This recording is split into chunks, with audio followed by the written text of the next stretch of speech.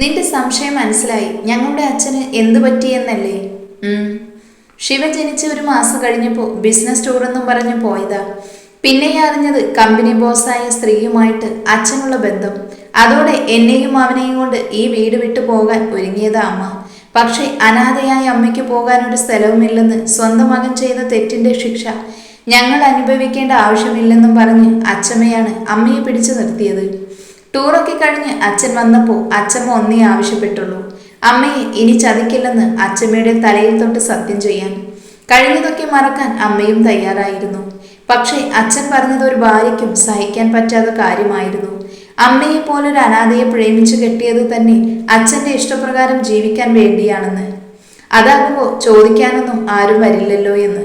അന്നാദ്യമായി അച്ഛമ്മയുടെ കൈ അച്ഛൻ്റെ കവിളിൽ പതിഞ്ഞു. അച്ഛനെ വീട്ടിൽ നിന്നും ഇറക്കി വിട്ടു. എല്ലാ സ്വത്തുക്കളും അമ്മയുടെ പേരിൽ എഴുതി വെച്ചു. പക്ഷേ ആ സംഭവത്തിനു ശേഷം അമ്മയാകെ തകർന്നു.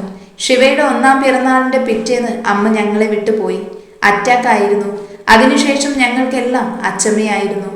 ഒരു മരവിപ്പോടെ എല്ലാം ഞാൻ കേട്ടുനിന്നു. ആ അമ്മ എന്തുമാത്രം വിഷമിച്ചിട്ടുണ്ടാകും. സത്യം പറഞ്ഞ ശ്രേയ ചേച്ചിക്കും ശിവയ്ക്കും അച്ഛൻ്റെയും അമ്മയുടെയും സ്നേഹം കിട്ടിയില്ല. വെറുതെയല്ല ശിവ മുത്തശ്ശിയിൽ ഇത്രയും ഡിപ്പെൻഡൻ്റ് ആയത്. എല്ലാം പറഞ്ഞു കഴിഞ്ഞു ചേച്ചി വീണ്ടും ജോലിയിൽ മുഴുകി. ഞാൻ മുത്തശ്ശിയെ തിരക്കി ചെന്നപ്പോൾ ആള് പൂജാമുറിയിലായിരുന്നു. മോളെ എഴുന്നേറ്റോ? അവൻ ഉറങ്ങുമായിരിക്കുമല്ലേ? ഒന്നും പറയാതെ മുത്തശ്ശിയെ ചെന്ന് കെട്ടിപ്പിടിച്ചു. മുത്തശ്ശിയോടുള്ള സ്നേഹം ഇപ്പോൾ ഒരുപാട് കൂടി. ശ്രേയ എല്ലാം പറഞ്ഞു അല്ലേ? പറഞ്ഞു. ഞാൻ അവളോട് പറഞ്ഞത് സന്ദർഭം കിട്ടുമ്പോൾ നിന്നോടെല്ലാം പറയാം. ആ അച്ഛനെ പിന്നെ മുത്തശ്ശി കണ്ടിട്ടില്ലേ? കണ്ടു. കുട്ടന് 18 വയസ്സ് തികഞ്ഞ അന്ന് പിറ്റേന്ന് എൻ്റെ മോള് പോയിട്ട് 17 വർഷമാകുമായിരുന്നു. എന്നിട്ടെന്താ? അവൻ പോയപ്പോൾ അവരുടെ പേരിൽ ഞാൻ എഴുതി വെച്ച എൻ്റെ സ്വത്തുക്കളെല്ലാം 18 തികഞ്ഞപ്പോഴേക്കും കുട്ടനെ അവകാശപ്പെട്ടതായി. അത് എഴുതി വാങ്ങാൻ വന്നതാ എൻ്റെ വയറ്റിൽ പിറന്ന ആ നീചൻ. എന്നിട്ട് മുത്തശ്ശി എന്തു പറഞ്ഞു? അന്ന് ഞാനല്ല, കുട്ടനാണ് സംസാരിച്ചത്. അവൻ ആദ്യമായിട്ടാ അവൻ്റെ അച്ഛനെ കാണുന്നതെങ്കിലും അവൻ്റെ വാക്കുകൾ ഉറച്ചതായിരുന്നു. ഒരു ബന്ധവും പറഞ്ഞ് കൺമുന്നിൽ വരരുതെന്ന് അവൻ പറയുമ്പോൾ നിറഞ്ഞ അവൻ്റെ കണ്ണുകൾ ഞാൻ മാത്രമേ കണ്ടുള്ളൂ. അത് പക്ഷേ അച്ഛനോട് അങ്ങനെ പറയേണ്ടി വന്നതിൻ്റെയല്ല. അച്ഛൻ്റെ പ്രവൃത്തി കാരണം അമ്മയെയും കുട്ടിക്കാലവും സന്തോഷവും എല്ലാം നഷ്ടപ്പെട്ടതിൻ്റെ വേദനയായിരുന്നു. അങ്ങനെയാണോ ശിവ ഇത്രയ്ക്കും ചൂടനായത്? അവന് പണ്ടേ ദേഷ്യം കൂടുതലാ. പക്ഷെ ഇങ്ങനെ ആയത് കുറച്ചു നാൾ തൊട്ടാ. കാരണമൊന്നും അറിയില്ല. ഓ, അപ്പോൾ ആ കാരണമാണ് ഞാൻ കണ്ടെത്തേണ്ടത്. എന്തായാലും ശിവ എന്ന മകനെ എനിക്കിഷ്ടപ്പെട്ടു. മുത്തശ്ശി പറഞ്ഞത് പ്രകാരം അമ്പലത്തിലേക്ക് പോകാനായി ഞാൻ ശിവയെ വിളിച്ചുണർത്തി. ആൾക്കത് തീരെ ഇഷ്ടപ്പെട്ടില്ലെന്ന് മനസ്സിലായി. വീണ്ടും പുതച്ചു മൂടി കിടക്കുന്നത് കണ്ടപ്പോൾ എഴുന്നേൽപ്പിക്കാൻ ഒരു ബുദ്ധി തോന്നി. ജഗ്ഗിലിരുന്ന വെള്ളം ഞാൻ ശിവയുടെ മുഖത്തൊഴിച്ചു. എന്നിട്ട് ഞാൻ ഓടി ബാത്റൂമിൽ കയറി. കയ്യിൽ കെട്ടിയാൽ എന്നെ അവൻ ബാക്കി വെച്ചേക്കില്ലെന്നറിയാം. എടി, ധൈര്യം ഉണ്ടെങ്കിൽ ഇറങ്ങി വാടി. എനിക്ക് ധൈര്യം കുറച്ച് കുറവാ. എന്തേ? നീ എപ്പോഴെങ്കിലും പുറത്തിറങ്ങുമല്ലോ. ഞാൻ ഇവിടെ തന്നെ നിൽക്കും. നിന്ന് കാല് കഴുക്കത്തേ ഉള്ളൂ. താൻ പോയിട്ടേ ഞാൻ ഇറങ്ങൂ. പുറത്തു നിന്നും ശബ്ദമൊന്നും കേൾക്കുന്നില്ല. പോയെന്ന് കരുതി ഞാൻ പുറത്തേക്ക് ഇറങ്ങിയതും ശിവ എൻ്റെ കൈ പുറകിലേക്ക് പിടിച്ചു വെച്ചു. എനിക്ക് വേദനിക്കുന്നുണ്ടായിരുന്നു. വേദനിക്കുന്നു, വിട്. ഞാൻ ഉറങ്ങിക്കിടക്കുമ്പോൾ ഇനി വെള്ളം ഒഴിക്കുമോ? അത് എഴുന്നേൽപ്പിക്കാൻ ചെയ്തതാ, അമ്പലത്തിലേക്ക് പോകാൻ. എനിക്ക് തോന്നുമ്പോൾ ഞാൻ എഴുന്നേൽക്കും. അമ്പലത്തിൽ പോകേണ്ടവർ പോയിരിക്കണം. ഒരുമിച്ച് പോകണമെന്ന് മുത്തശ്ശി പറഞ്ഞു. എങ്കിൽ ഇനി മേലാൽ ഇങ്ങനെ ചെയ്യരുത്. ഇല്ല, ചെയ്യില്ല. കൈവിട്. നിന്നെ അങ്ങനെ അങ്ങ് വിട്ടാൽ ശരിയാകില്ലല്ലോ. ഒന്നവിടെ നിൽക്ക്. അതും പറഞ്ഞവൻ എന്നെ ബാത്റൂമിനകത്തേക്ക് കൊണ്ടുപോയി. അപ്പോഴും എൻ്റെ കൈ തിരിച്ചു പിടിച്ചേക്കുമായിരുന്നു. ഷവർ ഓണാക്കി എൻ്റെ കൈ വിട്ട് ശിവ എന്നെ അതിൻ്റെ കീഴിലേക്ക് നിർത്തി. എന്നിട്ട് വിജയഭാവത്തിൽ ഒരു ചിരിയും. ആകെ നനഞ്ഞൊരു പരുവമായി. ഞാൻ ചെയ്തതിൻ്റെ ഫലമായതുകൊണ്ട് തൽക്കാലം ഞാൻ ക്ഷമിച്ചു. ബുള്ളറ്റ് അമ്പലമുറ്റത്ത് നിർത്തി ഞാൻ അതിൽ നിന്നും ഇറങ്ങി. ഇവിടെ വെച്ചാണ് ഞങ്ങൾ ആദ്യമായി കാണുന്നത്. അതൊരു ഒന്നൊന്നര കാണലായിരുന്നു. പോയിട്ട് വേഗം വരണം. താൻ വരുന്നില്ലേ? ഇല്ല. അതെന്താ? എനിക്ക് വരാൻ മനസ്സില്ല. വേണമെങ്കിൽ പൊക്കോ. താല്പര്യമില്ല. അതെന്താ താല്പര്യമില്ലാത്തത്? എനിക്ക് സൗകര്യമില്ല. നീ പോകുന്നുണ്ടെങ്കിൽ പോ, അല്ലെങ്കിൽ വണ്ടിയിൽ കയറി തിരിച്ചു പോകാം.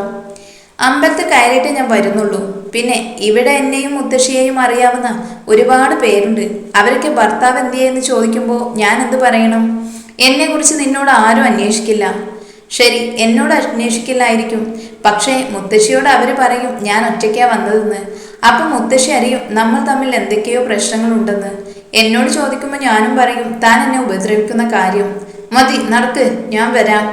അങ്ങനെ വഴിക്ക് വാ മോനെ. കലിപ്പ് ഭാവമായി ശിവ മുന്നോട്ട് നടന്നു. ഞാൻ കാണുന്നവരോടൊക്കെ സംസാരിച്ച് പിറകെയും. ശ്രീകോവിലിന് മുന്നിൽ തൊഴാതെ നിൽക്കുന്ന ശിവ എനിക്കൊരു അത്ഭുതമായി. ദൈവത്തിനോട് പോലും ഇത്രയ്ക്ക് വാശി. തിരുമേനി പ്രസാദം തന്നിട്ട് എന്നെയും ശിവയെയും മാറി മാറി നോക്കി. ഇങ്ങനെ നോക്കല്ല തിരുമേനി, എൻ്റെ കെട്ടിയോനെ. ഒരു കുസൃതി ചിരിയോടെ ഞാനത് പറഞ്ഞു. അറിയാം ഗൗരിക്കുട്ടി, ഞാൻ നോക്കിയത് അതല്ല. എത്ര നാൾക്ക് ശേഷമാ ഇയാൾ അമ്പലത്തിൽ വരുന്നതെന്ന് അറിയുമോ? പണ്ട് ഇവിടുത്തെ സ്ഥിരം ഭക്തനായിരുന്നു ഇവൻ. അറിയുമോ നിനക്ക്? ആര്? ശിവയോ? എനിക്ക് വിശ്വസിക്കാൻ പറ്റിയില്ല. വലം വയ്ക്കാതെ ശിവ പുറത്തേക്ക് ഇറങ്ങി നിന്നു. എല്ലായിടത്തും തൊഴുതിട്ട് ഞാനും ഇറങ്ങി. താൻ അപ്പോൾ ജനിച്ചപ്പോഴേ നിരീശ്വരവാദി അല്ലായിരുന്നു അല്ലേ? അറിഞ്ഞിട്ട് പോ. എന്തിനാ നിനക്ക്? അപ്പോൾ കാര്യമായിട്ട് എന്തോ തനിക്ക് സംഭവിച്ചിട്ടുണ്ട്. അതുകൊണ്ടല്ലേ ദൈവത്തിനോട് ഈ ദേഷ്യം? അതിന് മറുപടി പറയാതെ ശിവ ശ്രീകോവിലേക്ക് ഒന്ന് നോക്കി. എല്ലാം നിനക്കറിയില്ലേ എന്ന ഭാവത്തിൽ. അമ്പലത്തിൽ നിന്നും വന്നിട്ട് ശിവ നേരെ റൂമിലേക്ക് പോകുന്നത് കണ്ടു. ഞാൻ മുത്തശ്ശിക്ക് പ്രസാദം കൊടുത്തപ്പോൾ ആ മുഖത്ത് വല്ലാത്തൊരു സന്തോഷമായിരുന്നു. കാര്യം ചോദിച്ചപ്പോൾ ശിവ അമ്പലത്തിൽ കയറിയത് അറിഞ്ഞതിൻ്റെ ആണെന്ന് പറഞ്ഞു. ഈ ശിവേട്ടനെന്താ ദൈവത്തിനോട് ഇത്രയും വാശി? അറിയില്ല മോളെ, പണ്ട് എന്നും ക്ഷേത്രത്തിൽ പോകുമായിരുന്നു എൻ്റെ കുട്ടി.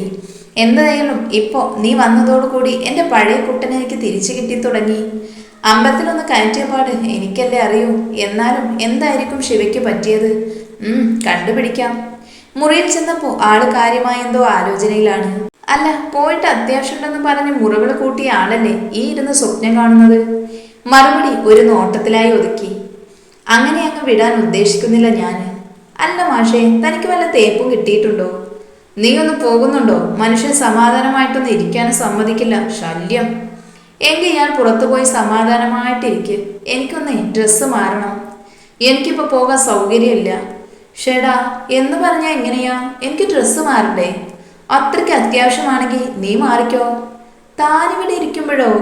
ഞാൻ നിന്നെ കയറി പിടിക്കാനൊന്നും പോകുന്നില്ല. താനൊന്ന് പോയേ. ഗൗരി, ഞാൻ നിന്നോട് പറഞ്ഞു എനിക്ക് പോകാൻ വയ്യെന്ന്. ചുമ്മാ എന്നെ ദേഷ്യം പിടിപ്പിക്കാതെ ഒന്ന് പോയേ. ഇത്തവണ ശിവ സീരിയസ് ആയിട്ട് പറഞ്ഞതാണെന്ന് മനസ്സിലായി. ഇനിയും വാശി കയറ്റിയ അത് എനിക്ക് തന്നെ പണിയാകും. ഡ്രസ്സിന് പിന്നെ മാറാം. അങ്ങനെ പറഞ്ഞ് താഴേക്ക് പോയി. അമ്പുട്ടിയെയും എടുത്തുകൊണ്ട് ശ്രേയ ചേച്ചിയുടെ അടുത്തിരുന്നപ്പോഴാണ് ഒരു കാറ് വന്നത്. അതിൽ നിന്നൊരു ചെറുപ്പക്കാരൻ ഇറങ്ങി. ഇവൻ നാട്ടിലെത്തിയോ? ആരാ ചേച്ചി? സച്ചി, ശിവയുടെ ഫ്രണ്ടാണ്. കയ്യിലിരിപ്പ് കാരണം അവന്റെ അച്ഛൻ കടൽ കടത്തിയതാ. അമ്പുട്ടിയെ എന്ന് വിളിച്ചുകൊണ്ട് കയറി വന്ന അവൻ മോളെ എടുത്തുകൊണ്ട് നിൽക്കുന്ന എന്നെ കണ്ടതും കൂളിംഗ് ഗ്ലാസ് മാറ്റി അടിമുടിയൊരു നോട്ടം. ഇതാണോ അവന്റെ പെണ്ണ്? അതെടാ ഗൗരി. പോരാ, തീരെ മാച്ചല്ല. അണിയന്റെ ഇഷ്ടപ്രകാരം തന്നെയാണോ കെട്ടു നടത്തിയത്? അവന്റെ ആ സംസാരം എനിക്ക് തീരെ ഇഷ്ടപ്പെട്ടില്ല.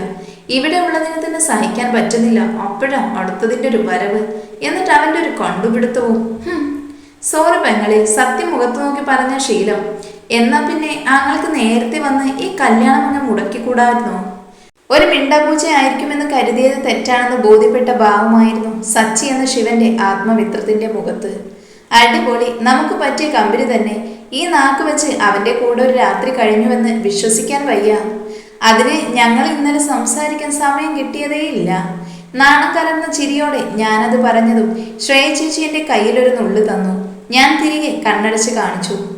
നോ വേ, അവന്റെ സ്വഭാവം ഇത്ര പെട്ടെന്ന് മാറുമെന്ന് ഞാൻ വിശ്വസിക്കുന്നില്ല. ഞാൻ എന്തായാലും അവനെ ഒന്ന് കാണട്ടെ. നമുക്ക് വിശദമായിട്ട് പിന്നെ പരിചയപ്പെടാൻ കേട്ടോ പെങ്ങളെ. എന്തായാലും വിചാരിച്ചത്ര കുഴപ്പക്കാരനല്ല സച്ചിയേട്ടൻ. ഒരു പക്ഷേ ശിവയുടെ പ്രശ്നം എന്താണെന്ന് അറിയാൻ സച്ചിയേട്ടന്റെ സഹായം വേണ്ടിവരും. സച്ചിയേട്ടന് കുടിക്കാനുള്ള വെള്ളവുമായി മുകളിലേക്ക് ചെന്നപ്പോൾ രണ്ടുപേരും ബാൽക്കണിയിൽ നിന്ന് കാര്യമായി സംസാരത്തിലാണ്. താഴെ വെച്ച് ഞാൻ കണ്ടപ്പോഴുള്ള ഭാവമല്ല സച്ചിയേട്ടനപ്പോൾ. വല്ലാത്തൊരു ഗൗരവം ആ മുഖത്തുണ്ടായിരുന്നു. എന്നെ കണ്ടപ്പോൾ അത് വിദഗ്ധമായി മറക്കുകയും ചെയ്തു. നമ്മുടെ കെട്ടിയുടെ സ്ഥായി ഭാവം അതുതന്നെയായിരുന്നു കൊണ്ട് അങ്ങോട്ട് നോക്കാൻ പോയില്ല. എന്നാലും എൻ്റെ അളിയ, നീ കണ്ടുപിടിച്ച ആള് കൊള്ളാം. കലിപ്പനായ നിനക്ക് ചേർന്നൊരു വായാടി. കൂർത്തൊരു നോട്ടം മാത്രമായിരുന്നു ശിവയുടെ മറുപടി. പെങ്ങളെ, ഇവന് ഞാനൊന്ന് കൊണ്ടുപോകുക. രാത്രി ആകുമ്പോഴേക്കും എത്തിക്കാൻ കേട്ടോ. കൊണ്ടുപോയിക്കോ, എങ്ങിട്ടാണെങ്കിലും കൊണ്ടുപോയിക്കോ. അത്രയും സമാധാനം എന്ന് പറയണമെന്നുണ്ടായിരുന്നു. പക്ഷേ ഒന്ന് ചിരിച്ചിട്ട് നേരത്തെ ഇങ്ങ് വന്നേക്കണേ ഏട്ടാ എന്നൊന്ന് പറഞ്ഞ് ഞാൻ തിരികെ നടന്നു. പാവം ശിവ ഞെട്ടിത്തരിച്ച് നിൽപ്പുണ്ട്. കാര്യം നേരിൽ കാണുമ്പോഴേക്ക് വഴക്കാണെങ്കിലും സ്നേഹത്തോടും നോട്ടം പോലും തന്നില്ലെങ്കിലും ശിവ സച്ചിയേട്ടനോടൊപ്പം പോയപ്പോൾ മുതൽ വല്ലാത്തൊരു വീർപ്പുമുട്ടൽ. കുറെ നേരം സിറ്റൗട്ടിൽ വന്നിരുന്നു. സന്ധ്യ കഴിഞ്ഞപ്പോൾ എല്ലാവരും ടിവിയുടെ മുന്നിൽ ഇരിപ്പായി. അപ്പോഴും എന്റെ കണ്ണുകൾ മുറ്റത്തു തന്നെയായിരുന്നു. ഇങ്ങനെ കണ്ണു നട്ടിരിക്കാതെ നീ അവനൊന്ന് വിളിച്ചു നോക്കെന്റെ കുട്ടിയെ. മുത്തശ്ശിതക പറഞ്ഞപ്പോൾ ഞാൻ ആകെ ചമ്മിപ്പോയി. കള്ളം പിടിക്കപ്പെട്ടതുപോലെ ഞാൻ പതിയെ അവിടെ നിന്നും എസ്കേപ്പായി മുറിയിലെത്തി. വിളിക്കാനായി ഫോൺ എടുത്തെങ്കിലും വിളിച്ചില്ല. അല്ലെങ്കിലും തന്നെ ഞാൻ എന്തിനാ വിളിക്കുന്നത്? താഴെ കെട്ടിയതല്ലാതെ ഇതുപോലെ കാത്തിരിക്കാൻ മാത്രമുള്ള അറ്റാച്ച്മെന്റ് ഒന്നും ഞങ്ങൾക്കിടയിൽ ഇല്ലല്ലോ. എന്നാലും എവിടെ നിന്നാണെങ്കിലും ഒന്ന് വിളിച്ചു പറഞ്ഞൂടെ?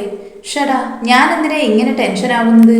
ഇങ്ങനെ പല ചിന്തകളുമായിട്ട് കുഴഞ്ഞു മറിഞ്ഞിരിക്കുമ്പോഴാണ് ബുള്ളറ്റിന്റെ സൗണ്ട് കേൾക്കുന്നത്. പെട്ടെന്ന് തോന്നിയ സന്തോഷത്തിന് സ്റ്റെപ്പ് ഓടിയിറങ്ങി ചെന്ന് നിന്നത് സച്ചിയേട്ടന്റെ മുന്നിലായിരുന്നു. അളിയോ, ദേ നിന്റെ പെണ്ണ് കാത്തിരുന്ന് മുഷിഞ്ഞെന്ന് തോന്നുന്നു. അപ്പോഴും പിറകെ വരുന്ന ശിവയിലായിരുന്നു എൻ്റെ നോട്ടം. എന്നാൽ എന്നെ ഒന്ന് ശ്രദ്ധിക്കുക പോലും ചെയ്യാതെ ആള് മുറിയിലേക്ക് പോയപ്പോൾ ഇന്നാദ്യമായി എൻ്റെ ഹൃദയം ഒന്ന് പിടഞ്ഞു. പക്ഷേ എന്തിന്? എനിക്കെന്താ ഇപ്പോൾ ഇങ്ങനെയൊക്കെ തോന്നുന്നത്? ശിവയുടെ പ്രവൃത്തി തീർത്ത മൗനത്തെ ഭേദിച്ചുകൊണ്ട് എൻ്റെ മൊബൈൽ റിംഗ് ചെയ്തു. നോക്കുമ്പോൾ ഏട്ടനായിരുന്നു.